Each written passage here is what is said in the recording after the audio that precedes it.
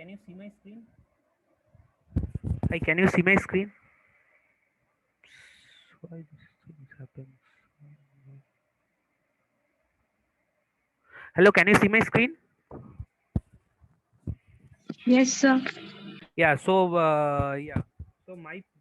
today's plan is like more or less this.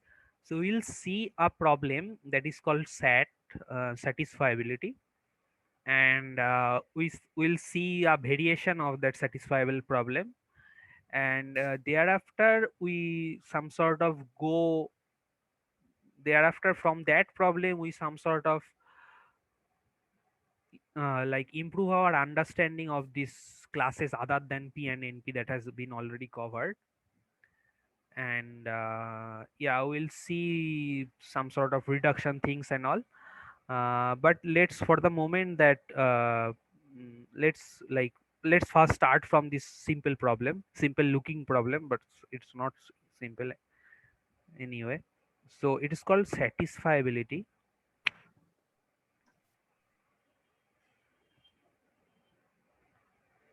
So we have a formula. So suppose there are some variables, right? Say x1, right? x2, x3, so on. And we call something as literal, which is either a variable or its complement. Variable or variable complement. So all these x1 complement, right? All these things are possible literal. And these variables or its complement are taking only boolean values, okay, like this boolean circuit and all, right? So all these xi's are taking value in 0 and 1, right?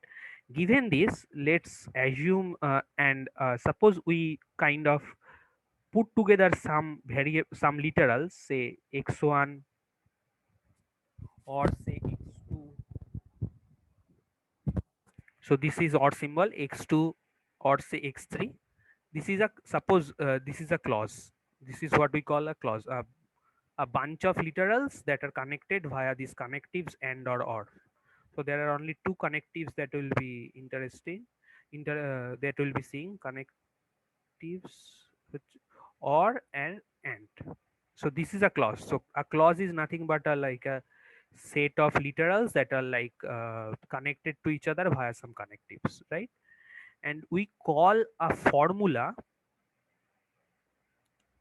is a set of clauses, right? So there are some clauses, say clause c1, which is maybe of this form, and say clause 2 or and say clause 3 or clause 4, something like that, right? So a boolean formula is some sort of this. So for example, let's see a formula, right? So let's denote this formula as phi. So it is like x1 or x1 or x2 and x1 complement or x2 complement or x3 and say x1 complement or x2 or x2, something like that. I mean the point is like in a single clause same literal can appear more than once, right? Also there may be some literals that are not appearing, and we can connect them anyway using this set of connectives, right? Using this set of connectives. Now our issue is like all these xi's are like boolean values, and basically we want to find a satisfying assignment. So whatever value that we assign to these xi's are called assignments, right? We want to find a satisfying assignment,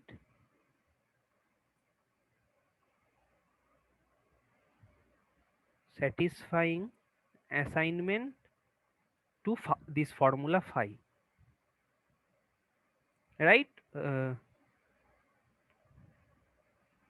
so basically we want to assign some values to these boolean variables such that if we like put the values here, so this formula would turn out to be 1, right?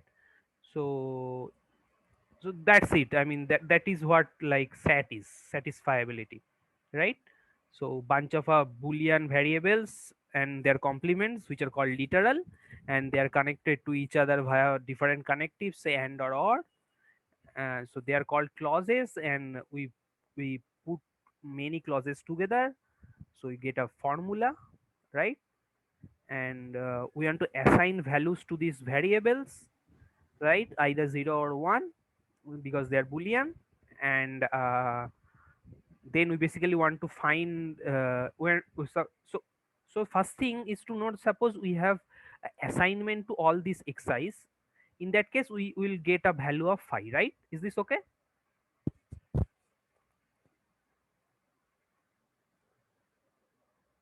Yeah. So and basically the question is like we want to find an assignment such that this formula turns out to be 1, or we have to say that there does not exist any satisfying assignment.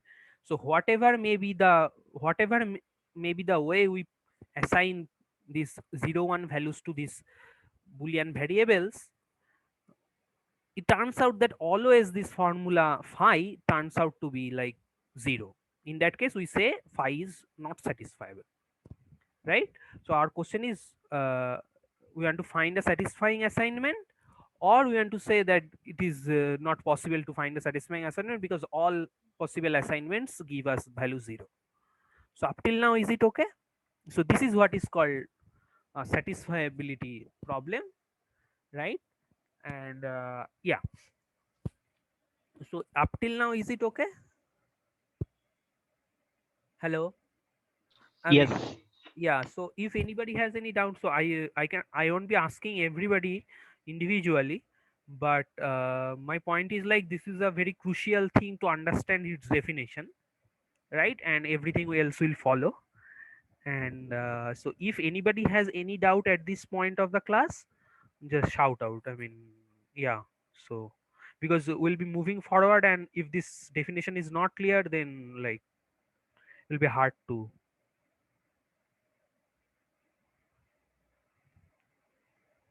So yeah, so assuming nobody has any doubt, so I am so like moving forward. So basically, there are couple of ways to write sat.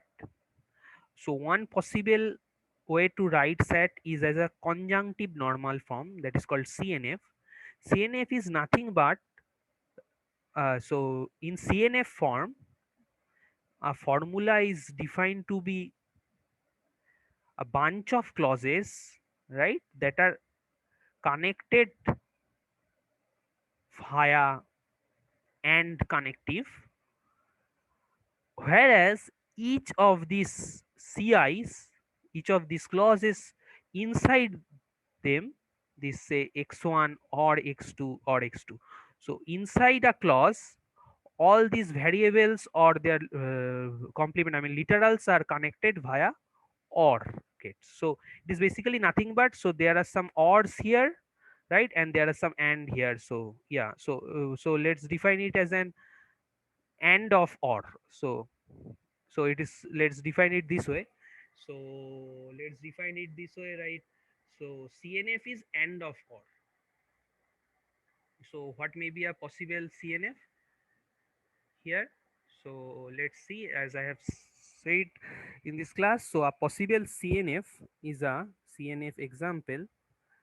uh, so phi is this thing.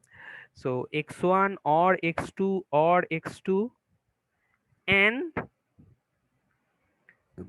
x1 bar or x2 bar or x2 bar and x1 bar or x2 or x2, right? So all these inside, so this is clause 1, this is clause 2, and this is clause 3. Inside the clause they are connected via or connective, and in between the clauses they are connected by and connective. So this is called conjunctive normal form. So one possible way, the way I think, I want to like I find that it is easy to remember, so is nothing but and of or, and of or. So there are a bunch of couple of ors and we are ending them. Similarly, there are like also another form that is called disjuncting normal form that are or of and. So here like the clauses are connected by this thing, and inside clauses they are connected by and. But it turns out that they are equivalent, so you just have to like complement them. So using De Morgan's law we can like they are equivalent, right? So is this okay up till now? So we have seen sat and we have seen what is a satisfiable formula, and we have seen two ways to represent a formula in one is in conjunctive normal form and another is in disjunctive normal form. Okay. Okay, great.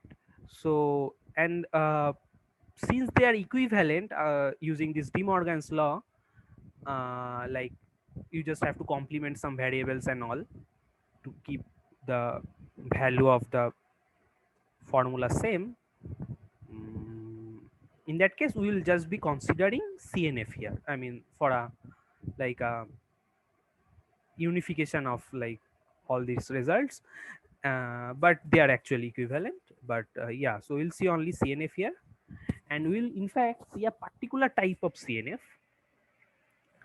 So so suppose there is a clause, right?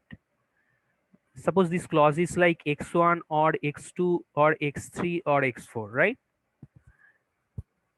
So like number of literals in this clause is 4, but instead we'll consider the satisfiability problems where size of every literal is exactly 3.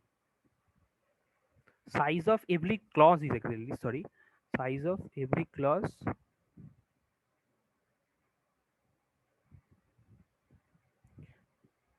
So yeah, so obviously there is a question, what happens when there are like more than one or less than, so more than 3 or less than 4. In that case basically I claim that they are more or less equivalent. Like so if we have something like this x1 or x2 or x3 or x4, we can actually, so suppose this is a like a clause and I want to rewrite this clause in this three set way. So that clause it can be written as this form.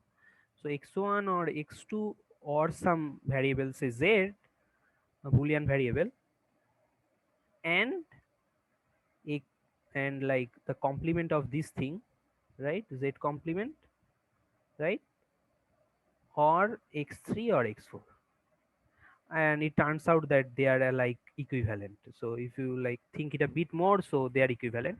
So given anything of size 4, we can actually go to we can actually write it in a three set form where each clause has exactly 3 literal. Similarly, suppose there are only 2, right, say x1 or x2, we can actually convert it to a 3 literal by just repeating the same thing, right? So that value is also same, that value is also same. So my point is, given any size of these clauses, we can always write them as a clause with only 3 literals, right? So we have a formula there where the number of literals in clauses is like not 3. In that case we can basically turn it to a new formula. So suppose we have a formula phi, right, like which is where like size of clause is like not, I mean unbounded, I mean if it is not restricted, right? So my claim is by this above kind of reduction, we can always find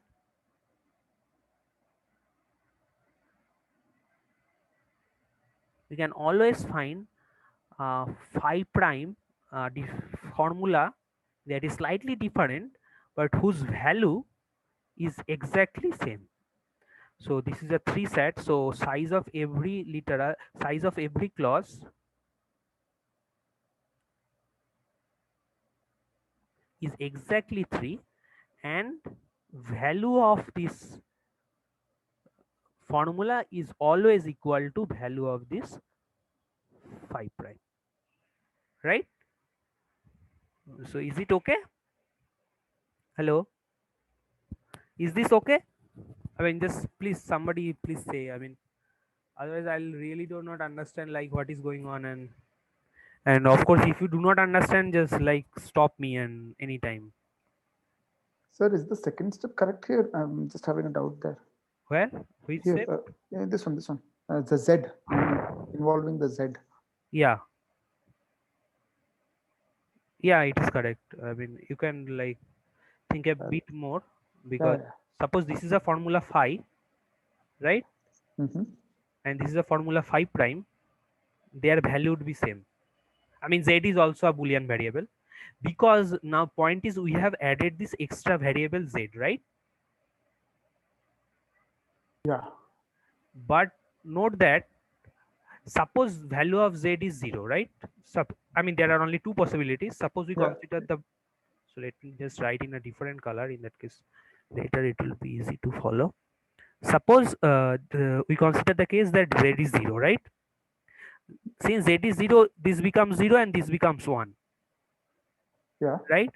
So, so only Z, so whatever may be the value of the other variables, only Z cannot satisfy this, right? So one is like Z and another is Z prime, right? Yeah.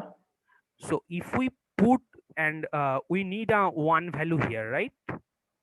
Yeah. So in order to get a one value, we need at least one here and at least one here, right? Ah, yeah. Right. Now Yes, yes. one is the complement of the other, right? So whenever I put 0, right, Yeah, this yeah. gives 1, this gives satisfiable, but this is this satisfiability is dependent upon x1 and x2, right? So my point is, just since we are not putting the same variable but rather complement of them, so just by, because I mean we added a new variable, its value cannot change our value, right? Yeah, yeah. Because suppose this is true in some sense, and suppose x1 or x2 is 1, in that case it will be 1, in that case it is 0, and it is also already 1, so it is becomes 1.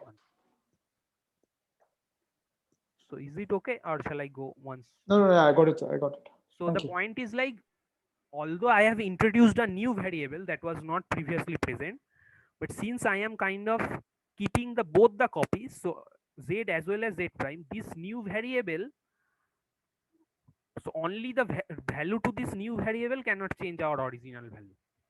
The original value will remain same. And also for this case of like, when like this is like we are repeating the same variable, right?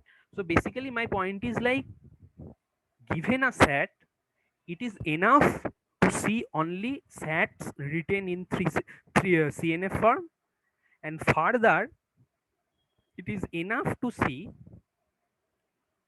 formulas where the size of every clause is exactly 3 literals, right? So is it okay till now? So my point is, given any set,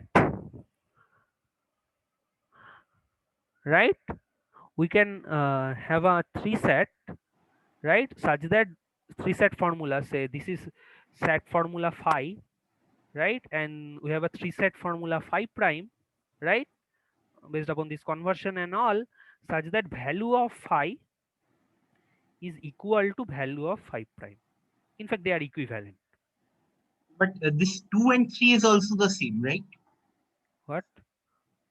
This x1 or x2, Yeah. This is also, you can write this also as a 3-set problem, right? Yeah, I've just written here, right? Yeah, so you can consider just 2 variables instead of three variables, right? For this Yes. particular case of instances when there are repeating things, but it may be the case that they are not repeating, right? So suppose, I mean, what if the case is x1 or x2 or x3, right? All three things are different, right? Okay. Right, in that case 3 might be necessary, right?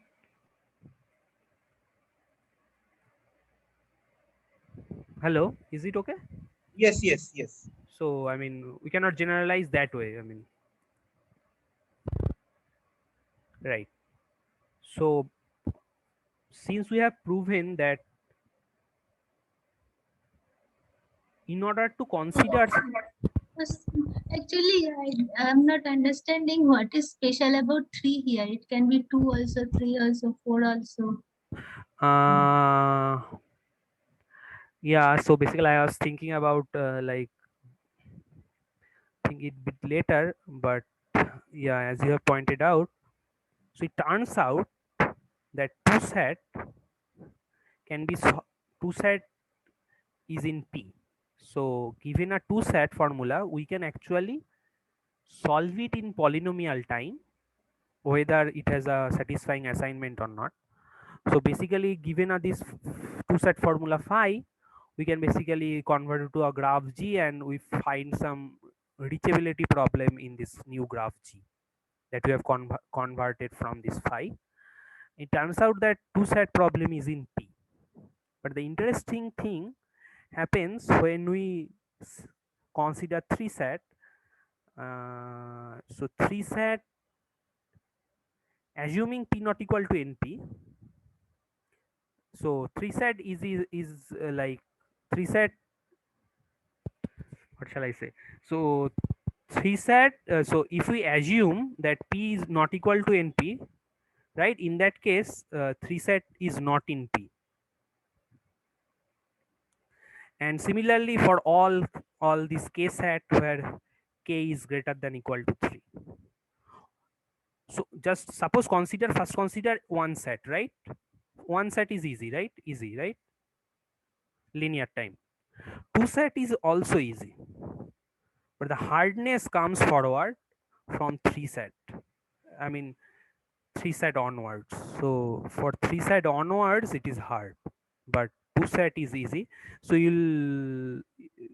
This is also a like exercise problem in Dasgupta's book, but it is a very nice thing, and it's basically kind of like a modified DFS kind of thing. But yeah, so I'll suggest to like look it up, and if it is not okay, maybe we can discuss it sometime later. But the point is like three set onwards, it is like hard, and like when to consider like the minimal size thing. I mean that is obviously easy to handle. Is this okay?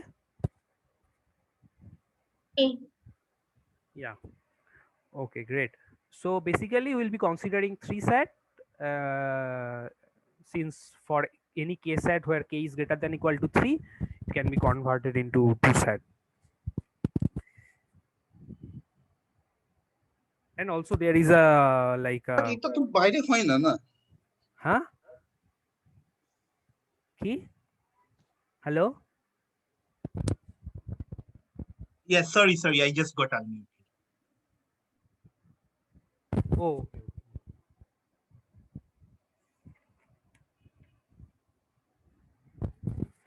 So now we come to the next part. So definition part is okay. So just for a recap, so P is the set of problems that can be solved in polynomial time, right?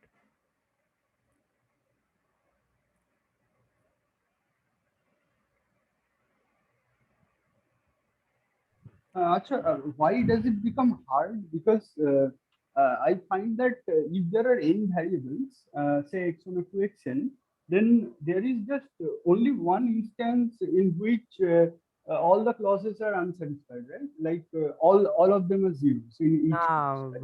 No, So no. there are 2 power n minus 1 instances where the clauses get satisfied, right? We just need one in each clause. But right? how do you find that one? Okay, okay. So So our way is to find an assignment, find a satisfying assignment. You are right. Like you just we can just enumerate and check each of them, right?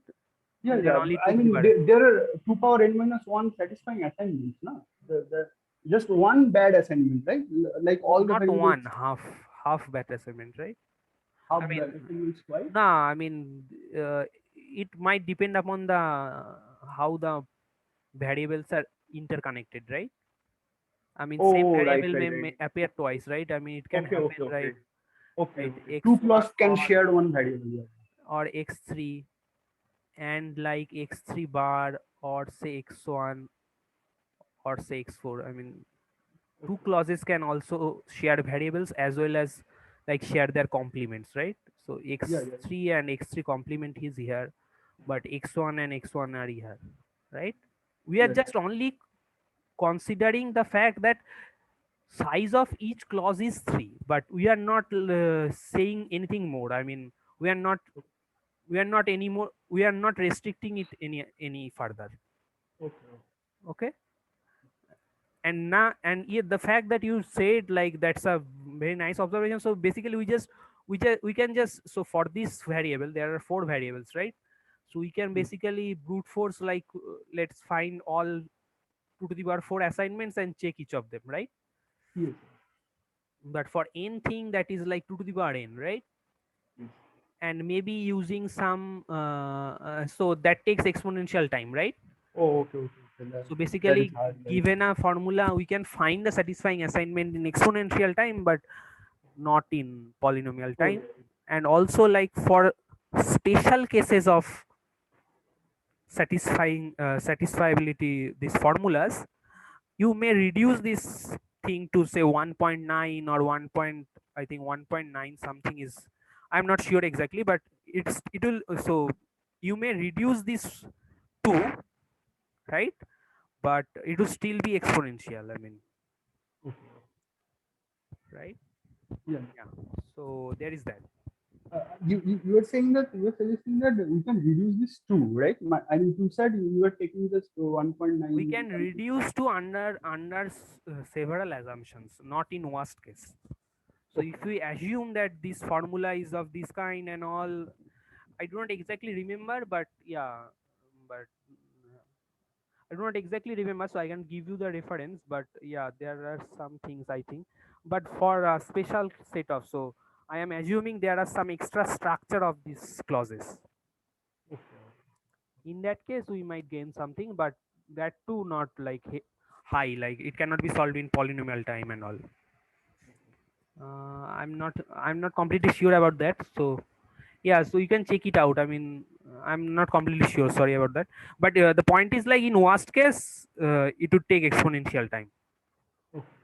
And like assuming so yeah, so P is the set of problems that can be solved in polynomial time, and NP is the set of problems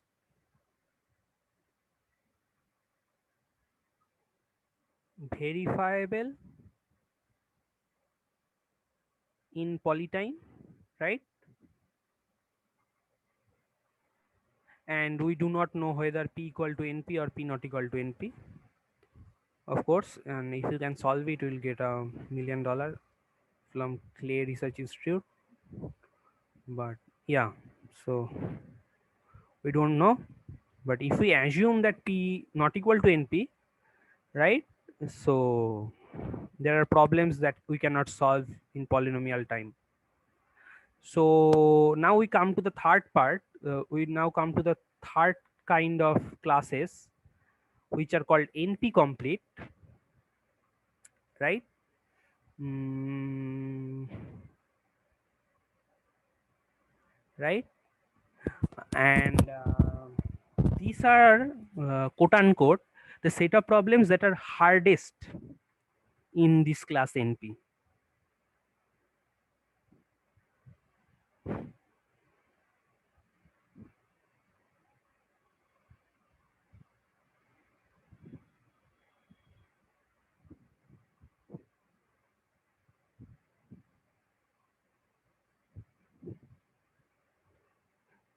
So for example, 3 set, so henceforth I'll denote them as NPC. So it turns out that 3 set is in NPC. So there is a issue here. So a problem would be NP complete, right? If it is in NP, as well as it is the hardest, most difficult to solve problem in NP class, right? Now first of all note that 3 set is in NP, right? Because given a witness, so our witness would be here a set of assignments, right? Assignments to the variables. We can basically put those variables in our formula.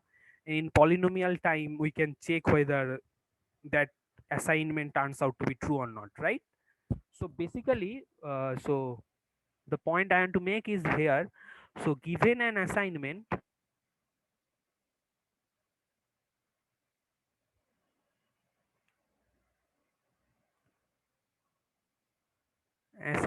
we can check in polynomial time, right? Is this okay?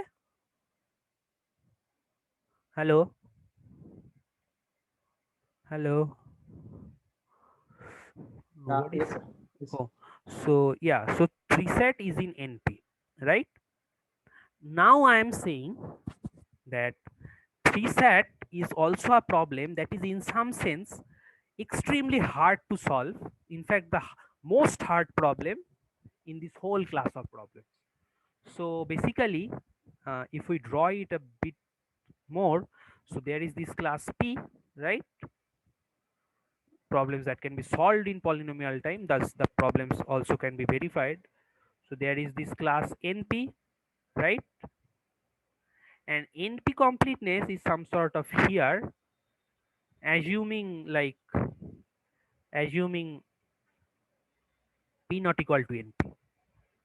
So if we assume P not equal to NP, there are problems that are in NP but not in NP complete. Okay, so there are some intermediate problems here, but all problems that are in P are by default in NP, right? Because anything that can be solved can also be verified, because just give in that case, given a witness, we just like put the witness away and like solve it ourselves in polynomial time and see whether like it is really solvable or not, right? So if we assume P not equal to NP, this NPC, these NP complete problems are kind of the hardest problem, right? That are like extremely hard to solve. And also this P set of problems which are say easy to solve, so say path or something. So given a graph G and two vertices S and T, basically you want to find whether there is a path from S to T in this graph G. So that is just a DFS or BFS, right? I mean, starting from S, we'll just do a DFS or BFS and see if T is reachable or not, right? That is in P. So since it is in P, it is also already in NP. But it turns out, so now, yeah, so yeah, also there are some problems that are in between. So yeah, so let's not go there. So my point is 3 set is NP complete problem. So my point is, so let's call this theorem. So 3 set is NPC. In fact, in the sense that it is the most difficult to problem. It is most difficult problem in the class of NP, right? Now, of course, this is the theorem. There is a proof, but the proof is not difficult, but it is kind of a technical. So they construct some sort of something called computational tableau, and I really do not want to like go there. But if you are interested, like there are a couple of notes available in the internet, so you can check that out. That 3 set is in NP complete, right? But we won't prove that because it's a bit more technical, but really, I mean, more of a technical jugglery instead of like, yeah. So if people who are interested, please look it up in the internet. So my point is, we'll see something very interesting here. So so for the moment, I mean, we'll take this theorem as granted. So we'll assume that 3 set is NP complete, right? In some sense, it is the most difficult problem in the class NP. Now, obviously, there comes this question that are there other problems that are also like kind of like 3 set, right? Uh, are there problems that are other than 3 set that are also very hard to solve, right? In some sense, most difficult in NP. And indeed, it turns out there is a whole bunch of problems that are NP complete in the sense that their hardness is equivalent to this problem 3 set.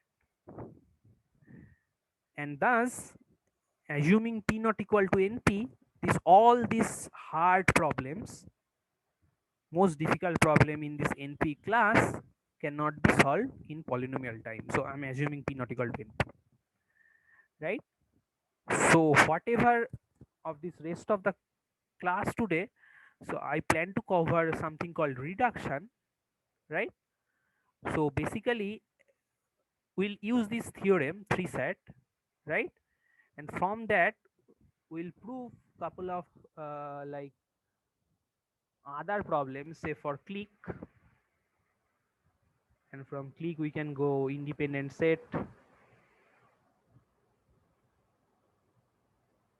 vertex cover, and so on, dominating set. I mean a whole bunch of problems, right? So it's kind of like a, so we basically want to say that the hardness of 3 set is same hardness as this clique problem, independent set problem, vertex order problem. So I'll be defining these problems, don't worry. But more or less we want to prove this, right? And we already know that 3 set is in NP complete, and via this reduction all these problems, this clique, independent set, vertex cover, like 3D matching, Hamiltonian path, Hamiltonian cycle, all these problems are also NP complete, right?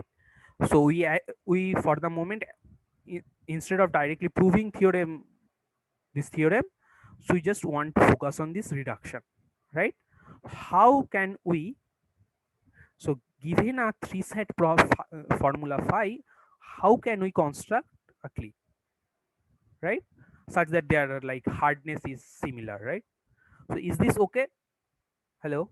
So is there any doubt? So yeah, so instead of just moving And forward, one question.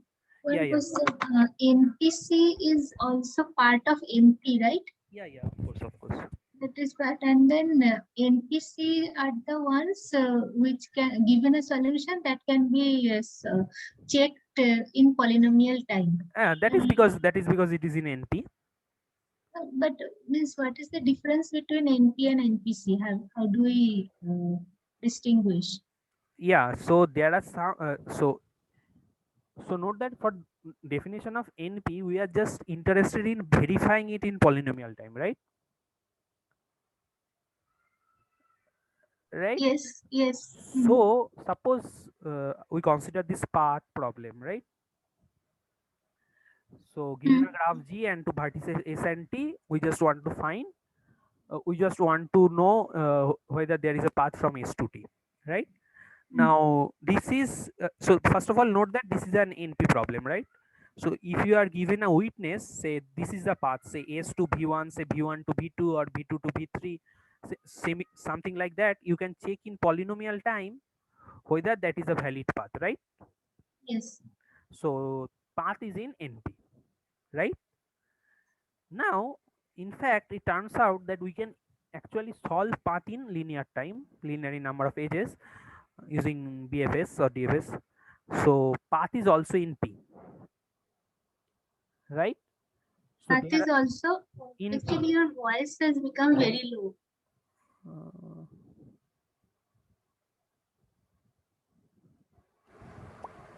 Hello. Yes, yes. Now it's okay.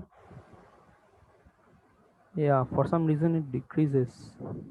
Anyway, so yeah. Hello. Yeah. Yes, yes. So like path is a problem that is also in P as well as in NP, right? Yes. Now there are, suppose we just modify our path problem a bit, right? And like we say, like given a graph G and two vertices S and T, we basically want to find whether there is a Hamiltonian path from S to T. Okay. Huh? Yes. So a Okay. Hamiltonian path is a path that covers all the vertices exactly once, right? So similar to before, this is also like a NP problem, right? So if you are given a witness, we can actually check whether it covers all the vertices or not, right? Yes. And in that case, like you can check in polynomial time whether that solution is indeed a valid solution. So Hamiltonian path is in NP, but it turns out that Hamiltonian path is also one of these NP complete problem, right? So assuming P not equal to NP, so Hamiltonian path do not have a polynomial time algorithm. Actually, what I'm asking, how do we distinguish like which ones are NPC and but not NP? Yes, what is the difference between NPC and NP? So NPC is a set of problems for which we do not know any polynomial time algorithm yet. That's same for NP minus P. No. So let's think it this way. So let's define it this way. So a problem is NP complete if it is reducible from SAT. Meaning, so if we are given a say formula, 3-SAT formula, we can convert it to that particular problem such that their solutions are equivalent. So if we start from a satisfying assignment, so if we start from a satisfying clause, I mean the clause that has a one satisfying assignment, we will obtain a problem which has a positive solution. I mean their value is same. I mean, yeah. So am I making sense? Okay. So basically, let's think it this way. So any problem that is reducible from 3-SAT is NP complete. So the idea is like, so we'll see this thing because I think this is the most easiest thing. So my claim is, so given a 3-SAT formula phi, so phi is a 3-SAT formula, right? We can convert it to a graph G, right? Such that phi is satisfiable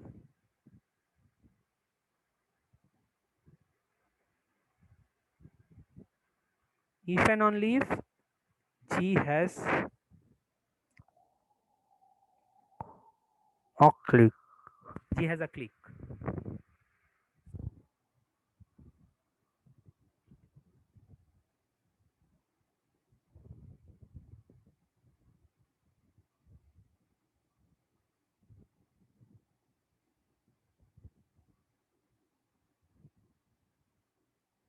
Right. So let's see an example. So, I mean that is the best.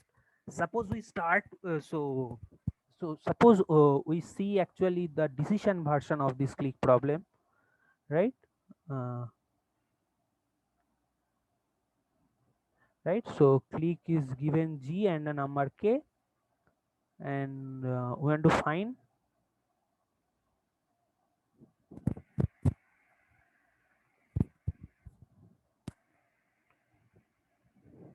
when to decide whether G has a clique of size K.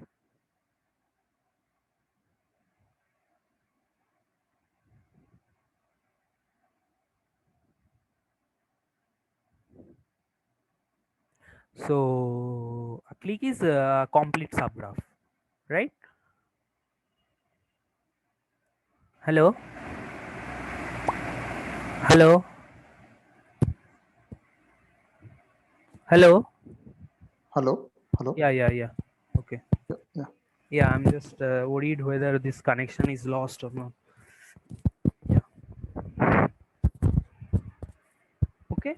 So for seeing click, we basically see a decision version of it. So given a graph G and a number K, basically you want to decide whether G has a clique of K vertices, I mean a subgraph with K vertices such that all edges are there. I mean it's a complete subgraph, or it doesn't have a clique, K size clique.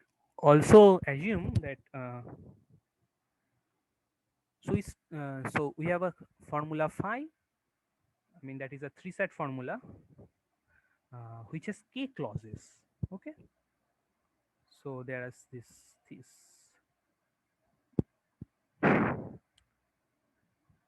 C1 and C2. So there are K clauses in our formula, right? And we'll, given this formula, we'll somehow manipulate it and construct a new graph G such that if there is a satisfying assignment to this formula phi, there will be a clique of size K in that graph G. So this is like one side. So from formula to clique. Also, if there is a clique of size K, that is also a satisfying assignment of phi. So is this okay? So we want to prove that basically they are equivalent. So basically we will go like, we can go from phi to clique as well as we can go from clique to phi. So they are equivalent, right? Is this okay? Hello? I'm sorry, for some reason my like this sound thing is happening. So if you find at any point that I'm speaking very low, I mean just please tell me. I mean I really do not know. I mean there may be some issue with the software, but yeah, sorry about that. Yeah. Hello. Hello. Is Yes. this okay? So given this formula phi, so number of students is strictly monotonically decreasing. Anyway, so yeah. Anyway, so given this formula phi, I mean which is a formula of three set type, which has a K size K number of clauses. So given this formula, we will some sort of massage it and then construct a graph G such that we claim that this formula has a satisfying assignment if and only if G has a clique of size K. This is what we want to, this is what we intend to do, right? Is this part okay? I mean, what is plan and how we are doing this? I mean, yeah, we'll see that. But so is the problem okay? So basically, we want to prove that this three set are equivalent to clique, right? Now, basically, we have to. So basically, there are two parts, right? Given this formula phi, we have to construct this graph G. So there are two things. Like one thing is this construction. How are we going to create this new graph G? And also we have to prove equivalence, right?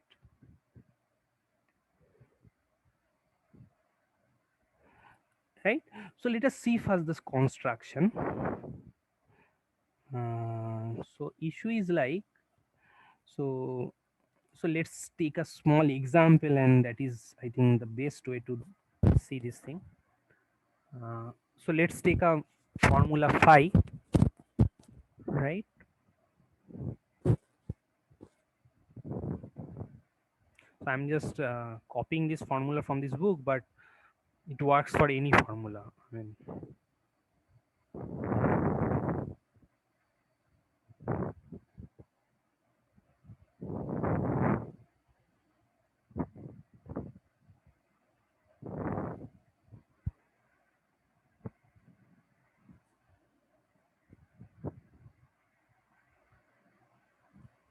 So this is a formula, right? And I want to construct this graph. This. So first of all, construct this new graph. So this is like clause 1. So I'm assuming a clause of size 3, because otherwise it will be pretty difficult to draw. But so given a clause C, we create a node for each of these variables. So for C1 I construct this x1, x1 and like x2, right? And this is also like x1 bar, x2 bar, x2 bar, and also like x1 complement, x2, x2. So for every clause, right? So every clause has only like 3 literals because we are considering only 3 set. So for every clause we basically create 3 vertices with that particular literal, right? Now so this is the set of vertices of our new graph, right? Now we add the edges.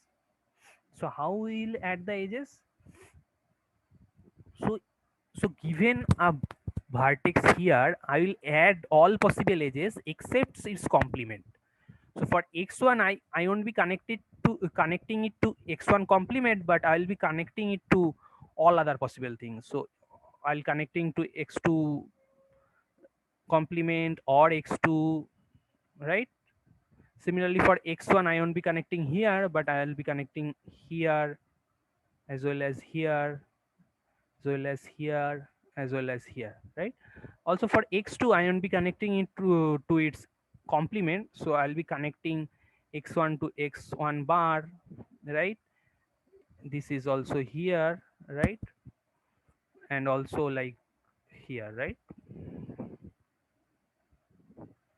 So we first define a particular node for each of these literals, and we add edges.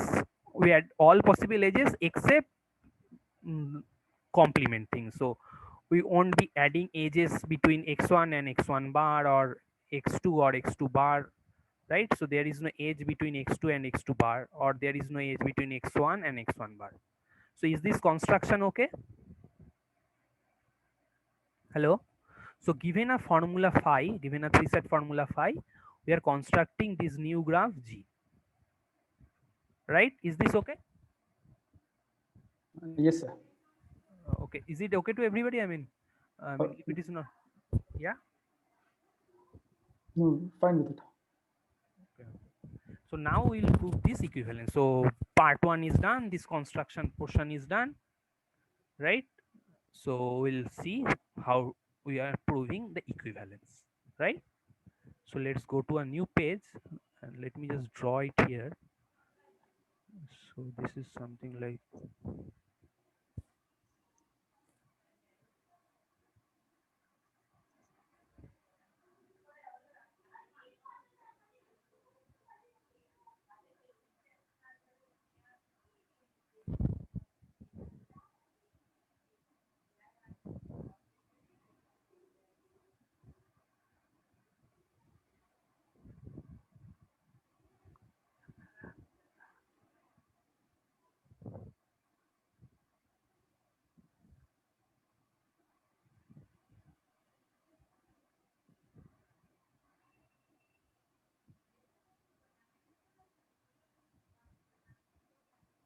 I mean, add edges accordingly. So I mean, it's pretty ugly looking picture, but anyway. So I just wanted to copy this picture, right? Hello, is this okay? So we'll prove the equivalence here.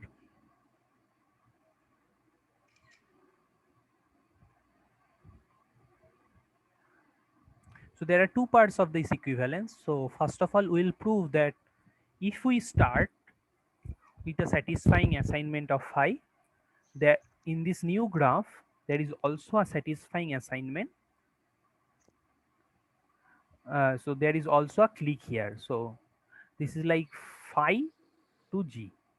So given a satisfying assignment of phi, we want to see a clique of size k here, right? So note that, right? So this is like this three set formula, right? So x1 or x1 or x2 and x1 complement or x2 complement or x2 and x1 complement or x2, right? So now this is a satisfying assignment, right? And there are k clauses, right? So there will be at least one variable true for each of these clauses, otherwise the whole thing, because they are connected by and, so it won't be possible to be true, right? So every clause, so this is my claim, so every clause has at least one satisfying variable, right? I mean, by satisfying variable, I'm assuming that the value of this variable is 1. So we are starting from a satisfiable formula phi. Since it is satisfiable, so there must be some way of assigning values to these literals such that every clause is true, right? Because they are connected via and. So in order to be it's 1, it has to be 1 individually everywhere, right? So for every clause, there is at least one literal. So this called the literal, right? I mean, either a variable or its complement has to be true, right? So if this is the case, right,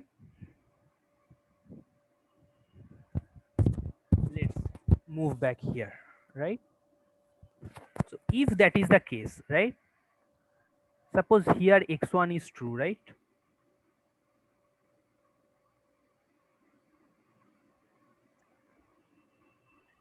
Just one second. Just one second.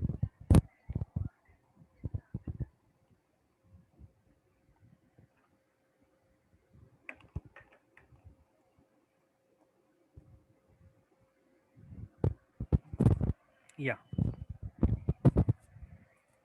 So this represents a clause, right? This also represents a clause. This also represents a clause. Now we know every clause has at least one satisfying variable, right? Variable whose literal whose variable is value is 1. So let us pick the satisfying literal from these three literals, right? Suppose this is the literal, right? And if you can say, of course, say that a clause can have more than one satisfying literals, right? In that case, we will just pick them one arbitrarily, right? And similarly, for each of these clauses, I have at least one satisfying literal, right? So there, among the satisfying literals, we just pick one arbitrarily. So we have this k nodes, right, in this graph. K nodes, one from each group, right? So we have a satisfying assignment. From that satisfying assignment, at least one of the literals in this clause is true, we pick that literal. If there are multiple satisfying literals, so we pick them one arbitrarily. So among this set of groups of vertices, we'll be picking one vertex from each of these groups, right? So in total, so there are k clauses, so there are k groups, so there are so we'll be choosing k many vertices here, and that will be our solution to our clique problem, right? Up till now, is it okay? So I'll be describing how it is a clique, but up till now, is it okay?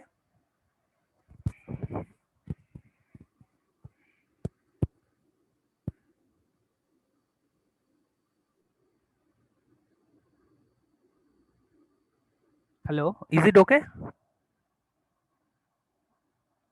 Hello. Hello. Yes, it's okay. Yeah.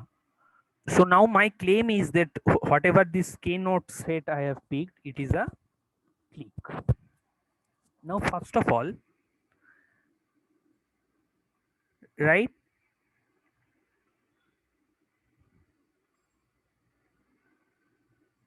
we cannot pick more than one literal from a single group, right? Because the way we have picked these nodes, right? So there is no edges. So there is no edges in between the vertices of a group, right? And we are only picking one literal from each of these groups, right? So we are not keeping more than one vertex from a group, right? So yeah, that part is correct, right? Now my claim is all these k vertices, they are forming a clique. Here the crucial point that we have used, like when we are adding edges, we didn't add an vertex and its complement, right? Right. So because in no way I can make x1 is 1 and x1 complement is also 1, right? That is not possible in any way, right? That is why we didn't add an edge between x1 and x1 bar or x2 or x2 bar, right? But we are allowed to have all possible other edges instead of this particular type. So yeah, so that so these are the two reasons that if we have started, so because of this construction, if we have started from a satisfying assignment, right, we'll indeed end up with a clique of size k. Is this okay? No, can you repeat that?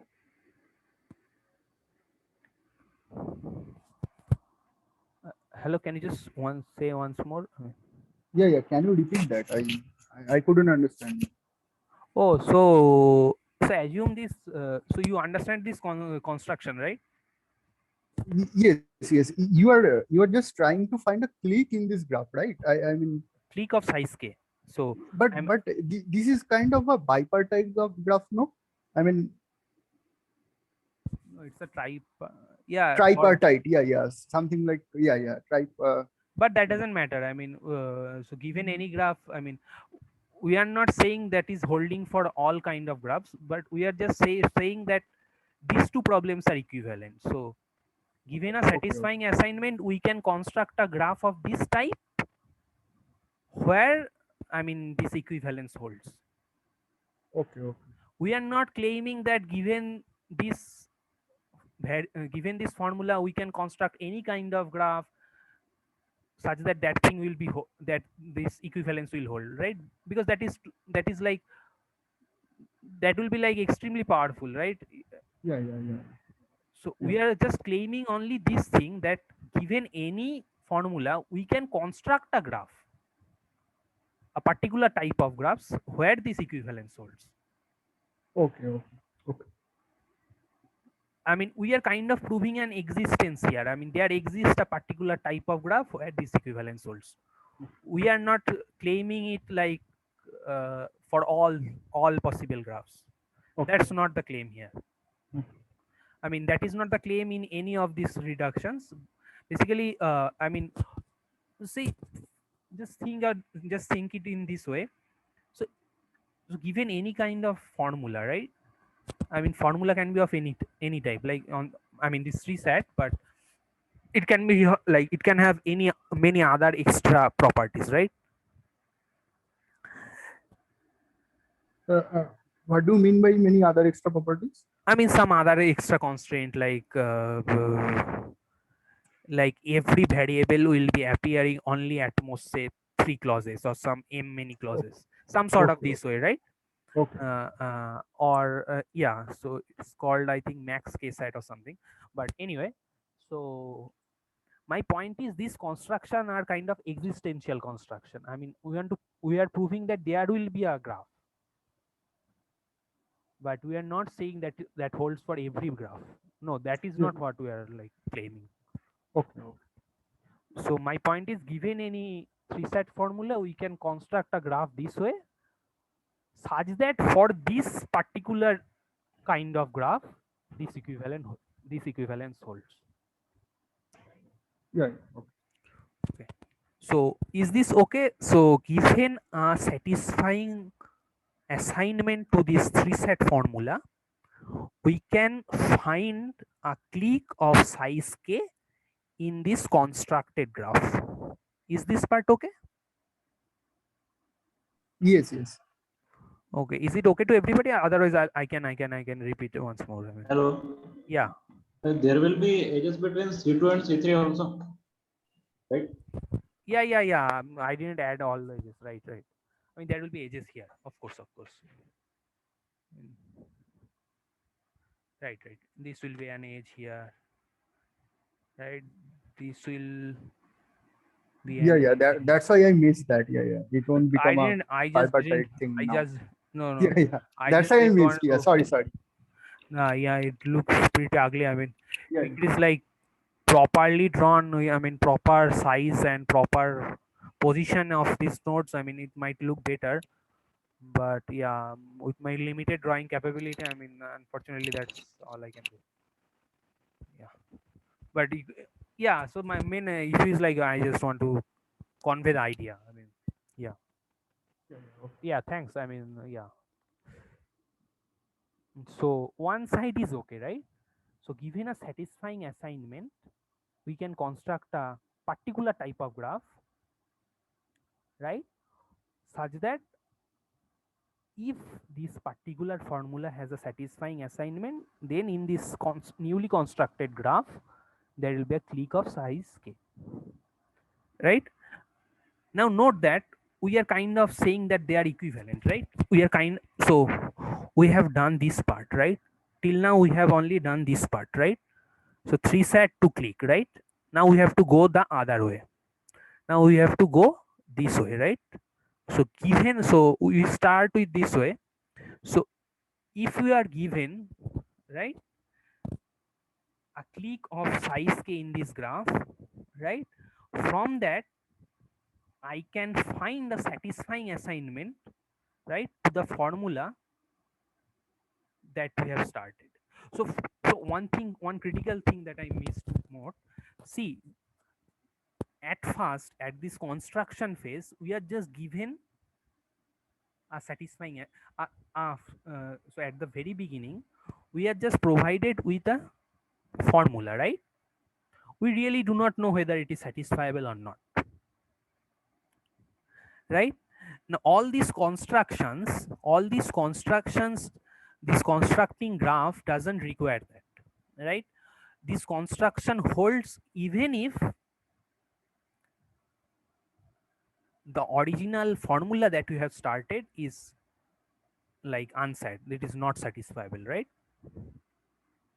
I mean, this the point I want to make is this construction works irrespective of the fact that whether this phi is satisfiable or not satisfiable. Is this part okay? I mean, this is just a construction. We are doing this way, adding this way, vertices adding at this way, right? So in this construction phase, we are not really bothered about the satisfiability of phi. Okay. And we have actually shown that given a satisfying assignment, we can find a clique of size k. Now we'll prove the other way around. So we'll claim that if in this particular type of graph, if there is a clique of size k, we can actually find a satisfying assignment to the formula that created it, right? Hello? Is this okay, what I'm trying to prove? Yes. So I'm just trying to prove the other way around. So I'm just want to go this way.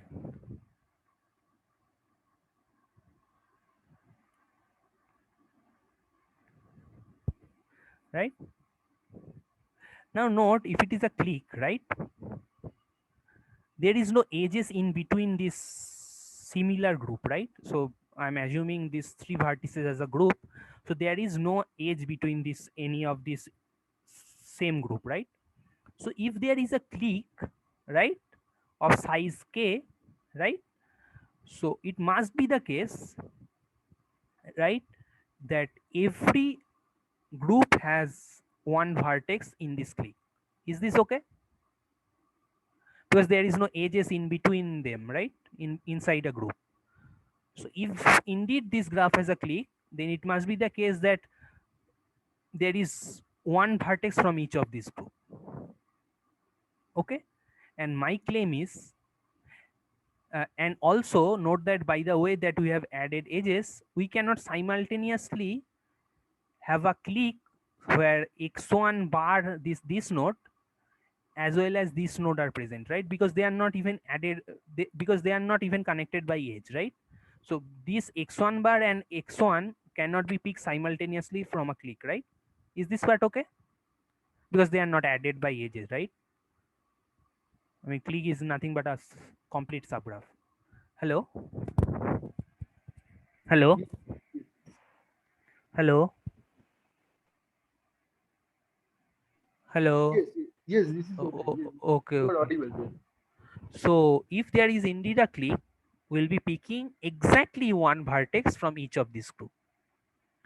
And my claim is that this set of vertices, so the set of vertices that we'll be picking, right, they each correspond to a particular literal, and that literal is true for this satisfying assignment, right? And this is indeed true, like because of the fact that x1 and x1 bar have, there is no edge in between them, right? So simultaneously both of them cannot be picked up in the clique. And also, I mean, that is the reason we didn't add this edge, right? Yeah. So also, from given a solution to this clique problem, we can find a satisfying assignment of that formula. Is this okay?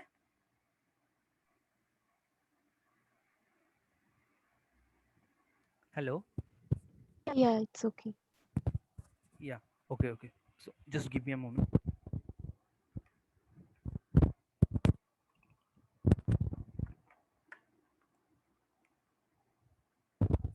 So the point I want to make is that actually these two problems are equivalent via this construction, right? So we can go one from other. I mean, we can construct clique from 3 set as well as 3 satisfying solution from clique, right? And this type of construction has two parts. One is called this type of reduction. So this is called a reduction.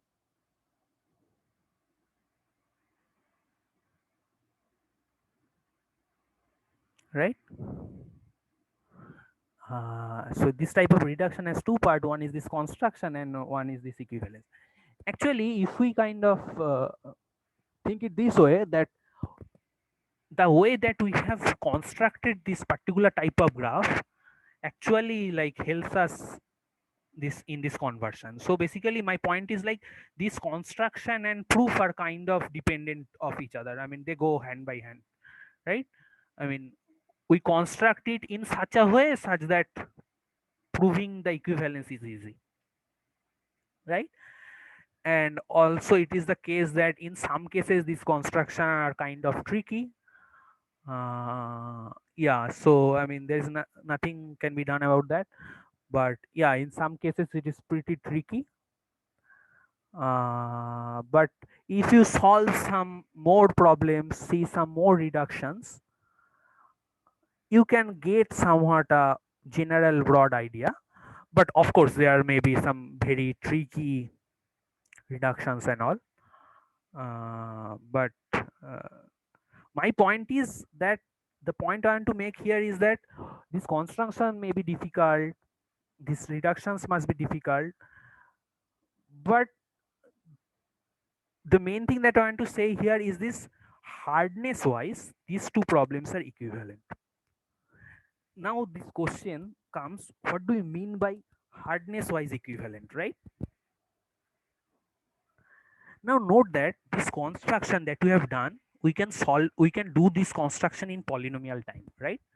So given a three set formula in polynomial time, right, we can create a graph G such that satisfying assignment of this formula and clique size of this formula are equivalent, right? And this whole construction is possible to be done in polynomial time. So this is actually called a polynomial time reduction. So this is actually written this way. So 3 sat is polynomial time reducible to clique.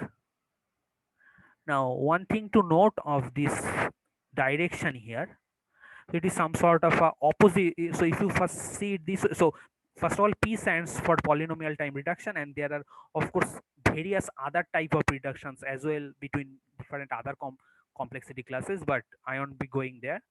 But so this P here stands for a reason. I mean, there are other possible type of reductions possible. So this is just a particular type of reduction. This is a called of poly time reduction.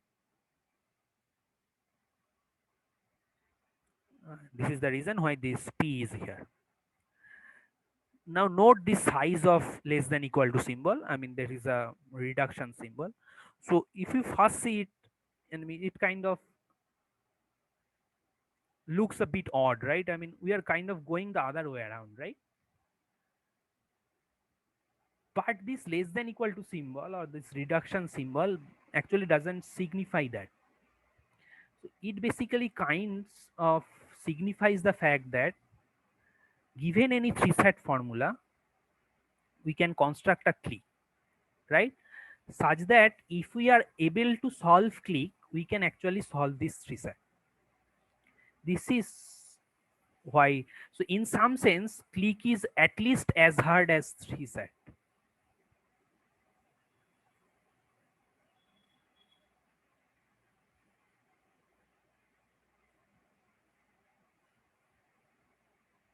Meaning, if we start with a satisfying assignment of three set, we can construct a clique such that the solution to this clique would give us a solution to three sets. So in some sense, it is so you can see it also this way. So suppose you want to design a problem. Suppose you want to design a solution. So suppose you are given a three set formula. So suppose you are given a formula phi, right? So this is kind of a black box.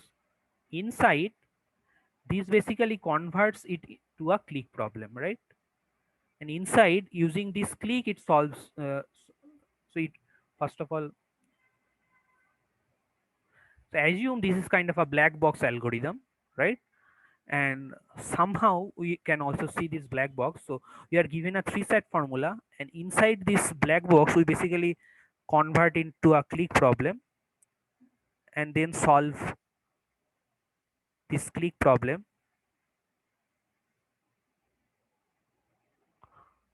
right?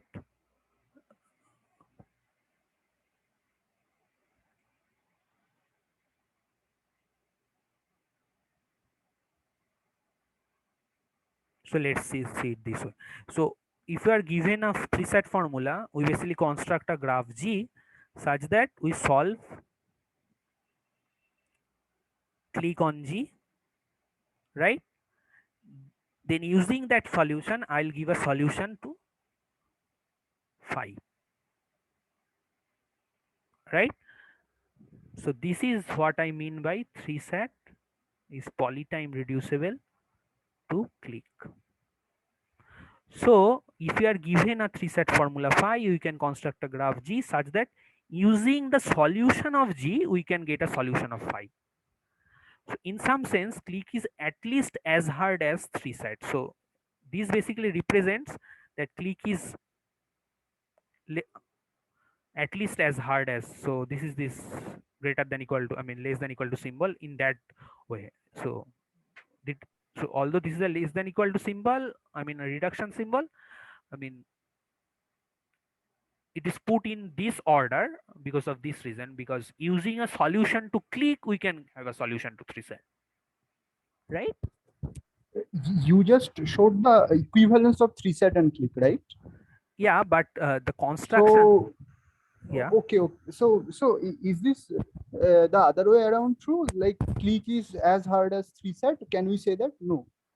yeah, it is also the case, but yeah, it will require a different construction, Okay, okay. but based upon this construction, yeah. My point is that we started with a 3 set formula. From that 3 set formula I have constructed a particular type of graph where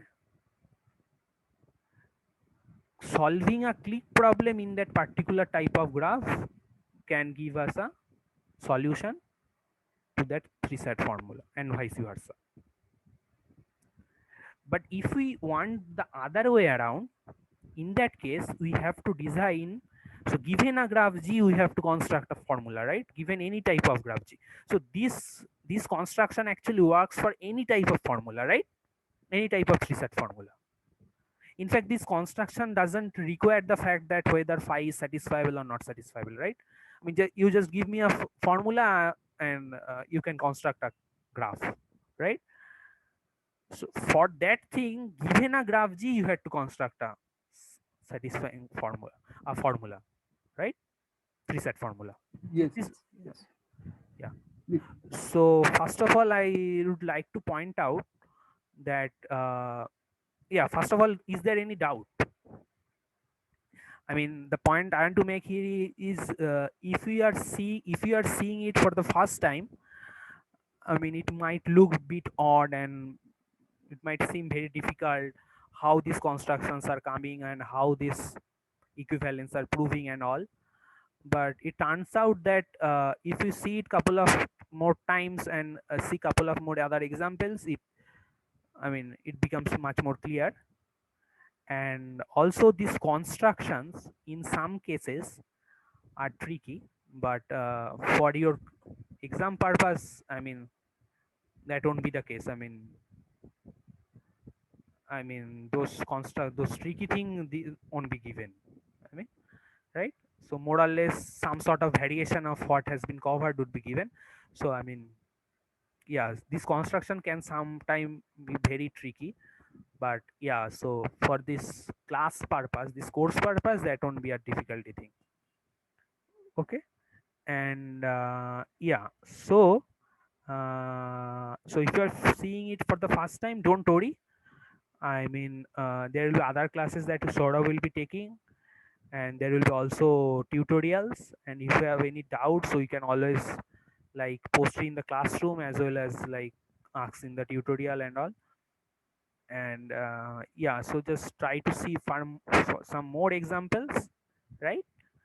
And yeah, so if you're seeing it the first time, don't worry.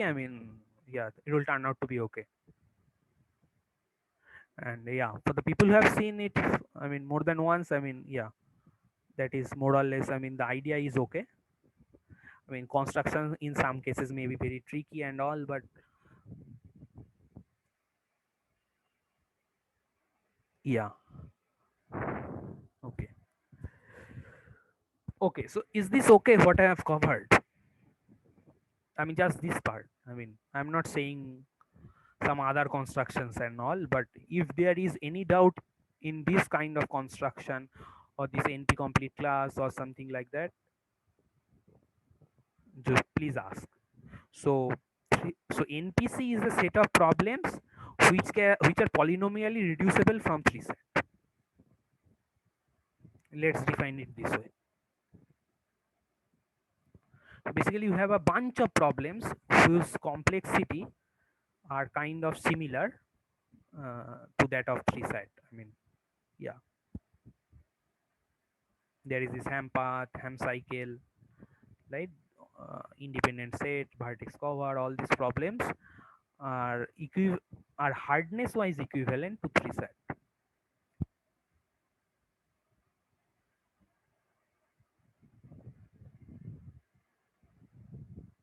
Okay, is this okay? I mean, do I need to repeat some part or? Hello? Do I need to? So, first of all, am I audible?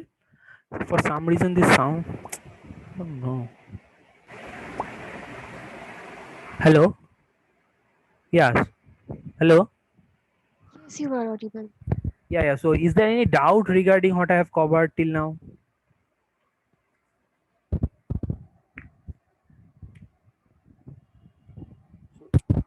As of now, no.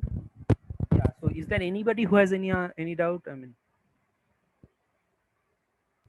Can you define once polynomial term reducibility? so given this problem, so let's see this problem, right? So, given a three-set formula in polynomial time, we can construct this graph G such that a solution to this clique problem on this graph G would give us a solution to this original satisfying form, to this set formula, right? To the phi, right? So this construction, this is called this polynomial time reduction. So basically this construction can be done in polynomial time, right? Okay, sir. I mean, like I thought something in terms of Turing machines, but fine. Yeah. So yeah, I mean these reductions are always done in computer, and computer you can, yeah, you can think it as a Turing machine, but yeah, I mean if you, I mean it's okay to think in terms of exactly Turing machines, but oftentimes like this, in order to design the movements of excuse me, so of these Turing counters, Turing heads, and these heads of these machines, I mean it might be a bit difficult. I mean,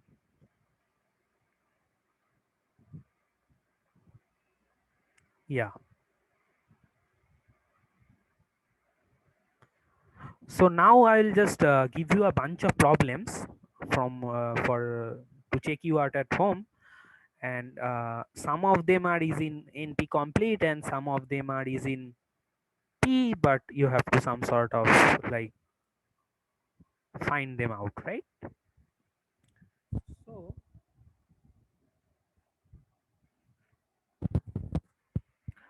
So I'll be giving this bunch of problems, and if you do not know the definition of a problem, just ask me, okay? So first of all is vertex cover. So is vertex cover known to everybody? So basically, yeah, vertices covering edges, right? Similarly, independent set.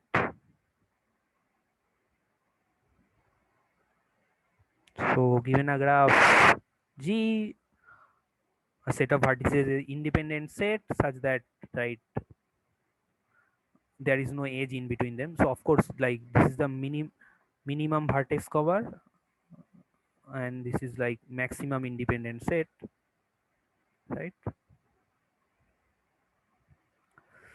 Okay, so Hamiltonian path.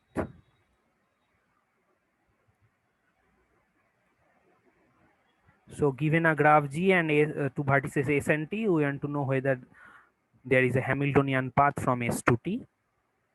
Also, like there is a slight change. So Hamiltonian cycle. So given a graph G, want to find whether there is a cycle that covers every vertex exactly once.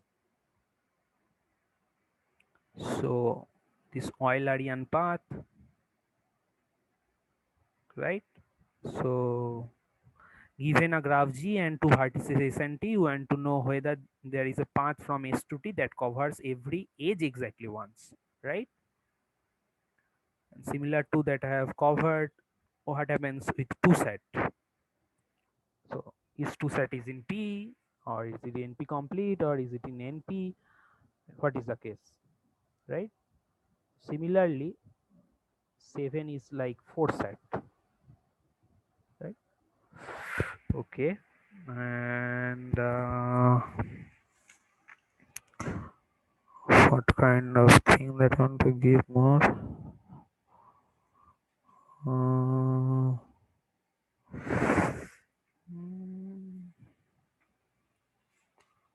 just want to add one more thing. ILP. Let's write here integer linear programming. So 9 is say like this dominating set. So given a graph G, a dominating set is a set of vertices such that every vertex is adjacent to it, right? So in some sense, a particular set of vertices are actually covering all the vertices. Where covering means like there is every vertex is adjacent to at least one of this set of vertices. So this is called dominating set, and it is very much reminiscent to vertex cover where vertices cover edges. Right, so this is this 9 problem, and I also covered this problem of click. And so basically you want to decide whether like these problems are they in P or they NP complete or they are in between, right? Hello, is this definition of every problem here okay? Hello? Yes. Yeah.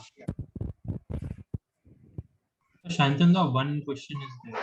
Yeah. I'm saying just in the in early part of today's class, as you mentioned that if there is a 4 set, then we can convert it to 3 set. Right. So similarly, if there is a say k set where k greater than equal to 5, Yeah. then we can we convert it in similar approach? Yeah, exactly. You can convert it to a 3 set. Means using the same technique like z and z bar type of variables. So yeah, you can convert it. Just check it out. I mean, yeah, it's Okay. almost similar. I mean, yeah. Yeah, we can convert it to 2/4 set like with the Z and Z, but then 2/4 sets into 2/3 sets. But in fact, you can directly convert it. I mean, Okay. given us like a clause with k variables, we can directly convert it to a 3 set kind of thing. I mean, number of clauses would of course be much, but you can do this conversion directly.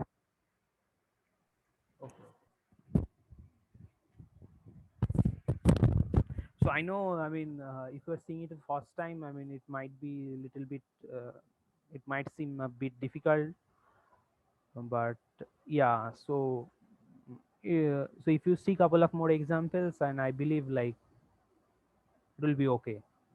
I mean, yeah, some constructions are kind of tricky, but so if you, but I mean, no very tricky things won't be coming, so you don't have to worry for that, at least for this exam.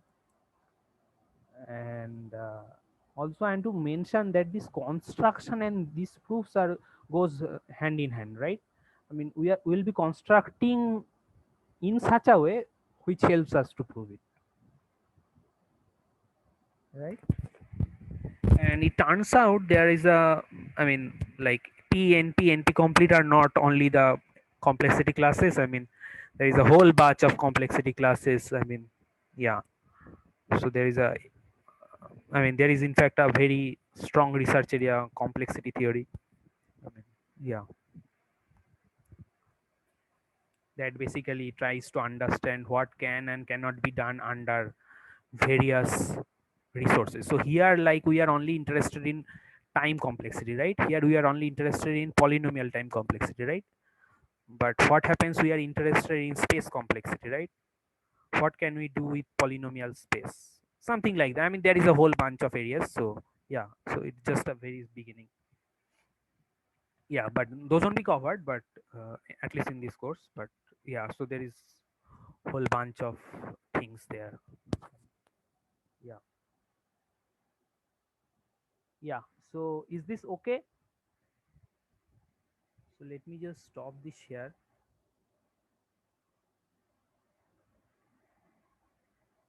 Is the class done? Hello?